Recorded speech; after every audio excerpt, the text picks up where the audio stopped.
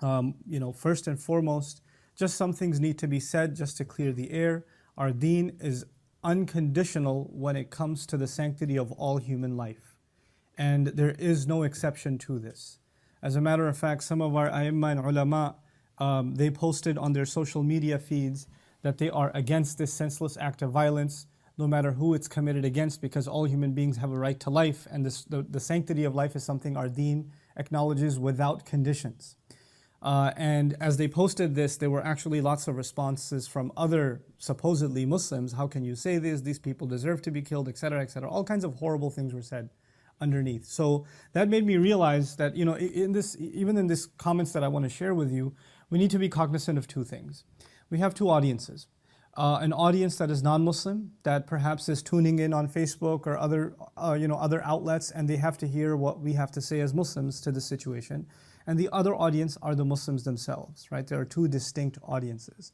And a lot of times we think a lot about what should we say to ease the pain and the difficulty of the rest of the nation, the non-Muslim community, that, we are a part of this society and the society of the world.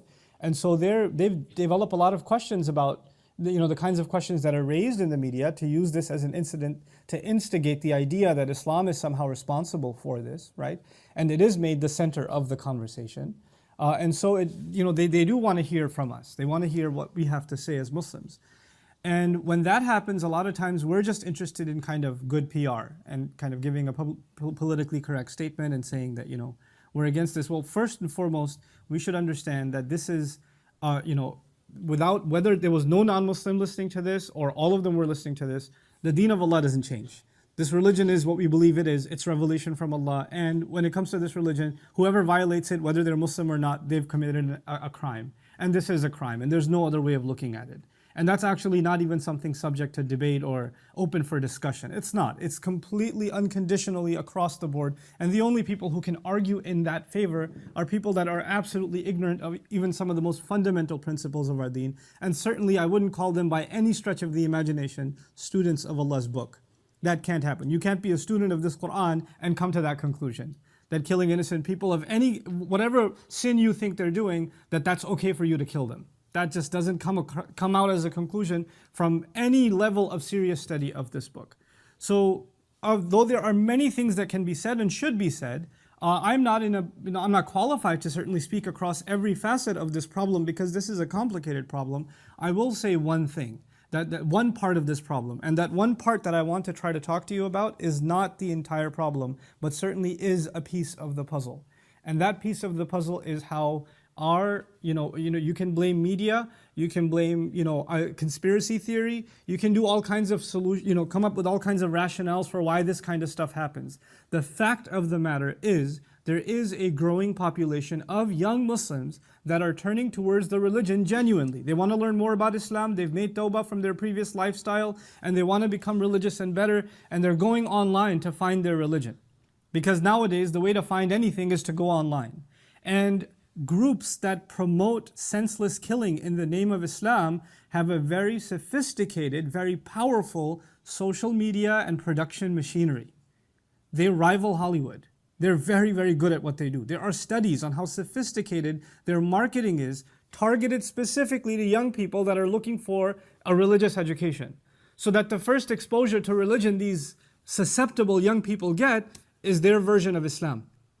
When a young man, for example, just to put this closer to reality, a young man who wasn't very religious at all, the month of Ramadan comes and something hits his heart, he hears a khutbah or something, and man, I gotta change. I gotta become a better Muslim. And he starts Googling stuff and YouTubing stuff and going on Facebook to find stuff, and he finds crazy stuff first, because they've developed the machinery to be the first few hits. You see what I'm saying? And now you get roped up into, well, if you really want to be a true Muslim, then you have to do jihad. And to do jihad, you have to kill people around you.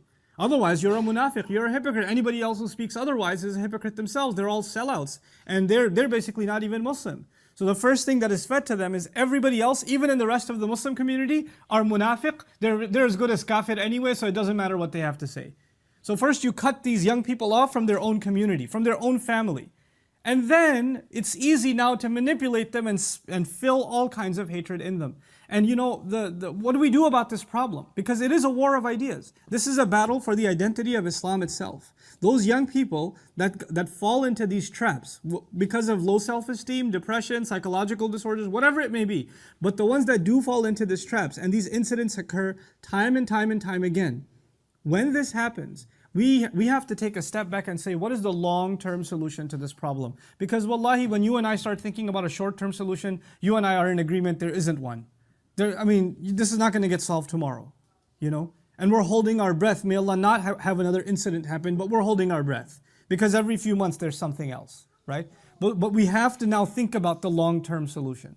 And the long-term solution is to actually redirect young people's minds towards a healthy understanding of this religion. A comprehensive, unapologetic, and a healthy understanding of this religion. Because until the Day of Judgment, there are going to be young people that are going to turn towards Islam.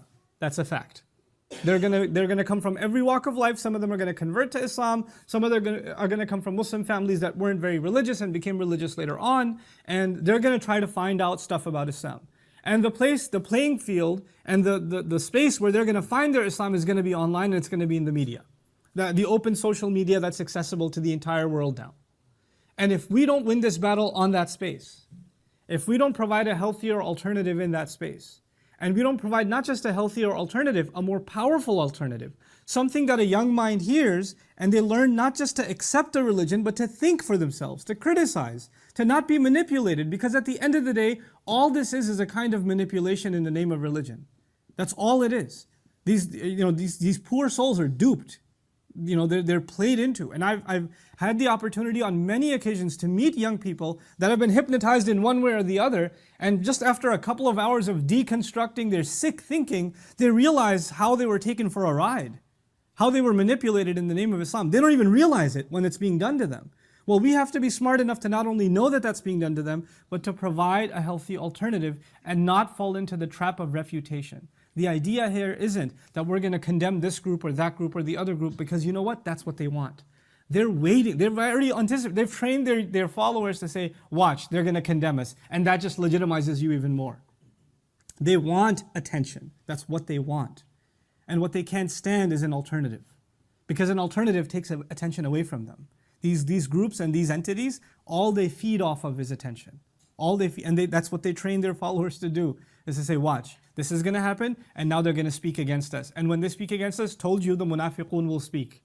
The hypocrites will speak. That's their mentality, and that's how they're cultivated. So this is something that we as an ummah have to take responsibility for, that until a normalized, a healthy, a solid education of this deen is not available at a mass level, that is accessible to young audiences all over the world, until then, young, susceptible minds are in danger. They are in fact in danger. And that is something that we all have to take responsibility. And may Allah Azza wa Jal help us overcome this challenge. And may Allah Azza wa Jal, give the ummah steadfastness that we can stand by the principles of our deen. And yet, even when it comes to calling, if people that represent our faith, even though they don't represent us, another Muslim commits a crime, I didn't do a crime. My family didn't do a crime. My children didn't commit a crime. Somebody else in the name of Islam did this crime. But the reality of perception is the entire Muslim community is held on trial. We're the ones that have to explain ourselves for someone we don't even know or represent in any way, shape, or form. But regardless, we do have to take responsibility, at least for how the deen is taught. And when the deen is being used to poison minds, a corruption of the deen is being used to poison minds, then it becomes the responsibility of this ummah to stand up for this deen, no matter what the cost and no matter what the consequences. And it's going to require a lot of courage on our part, but it's absolutely necessary. May Allah Azza wa Jal make us steadfast once again, and our thoughts and our prayers are to the families of and the loved ones of those who've lost their lives, Muslim or non-Muslim. Allah Azza wa Jal honored all children of Adam. وَلَقَدْ كَرَّمْنَا بَنِي آدَمَ. Sins and good deeds and bad deeds and shirk and tawheed and all of that aside, the children of Adam are the children of Adam at the end of the day. And when Ibrahim alayhi salam prayed, he prayed for all of them. When he made dua, when he was building the Kaaba, he said, Allah even described it, مَثَابَةً لِلنَّاسِ وَأَمْنًا.